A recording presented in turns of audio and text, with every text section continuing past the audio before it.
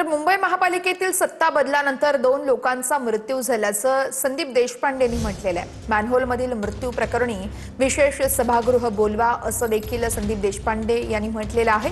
सत्ताधाऱ्यांना धारेवर धरण्यात विरोधक कमी पडतायत असंही देशपांडे म्हणतात। तर मॅनहोल प्रकरणातील मृत्यूवरती हसणाऱ्या अमित साटम यांना भाजपने मुंबई अध्यक्ष पदावरून हटवावं अशीही मागणी देशपांडेंनी केली आहे।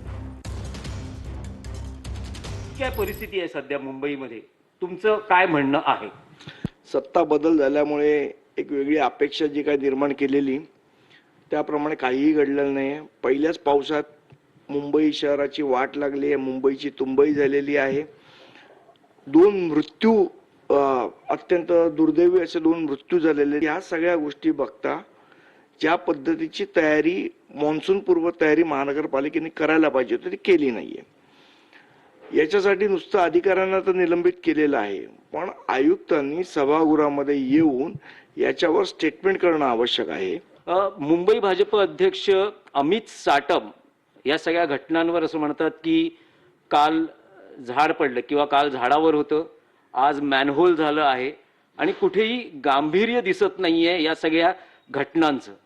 अमित साटमांसारखा आमदार एवढ्या निर्लज्जपणे वागतोय, निर्लज्जपणाचा कळस त्यांनी त्या दिलेला आहे। मला तर वाटतं की त्या जो पत्रकारांनी तो व्हिडिओ शूट केला त्यांनीच पहिले कानाखाली मारायला पाहिजे होते अमित साटमच्या। मी असतो तर तिथे निश्चितपणे ते केलं असतं।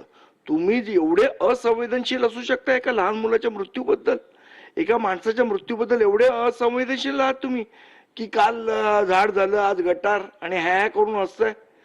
मला तर वाटतं भारतीय जनता पक्षाने याची गांभीर्याने दखल घेऊन त्यांना त्यांच्या पदावरून काढून टाकलं पाहिजे।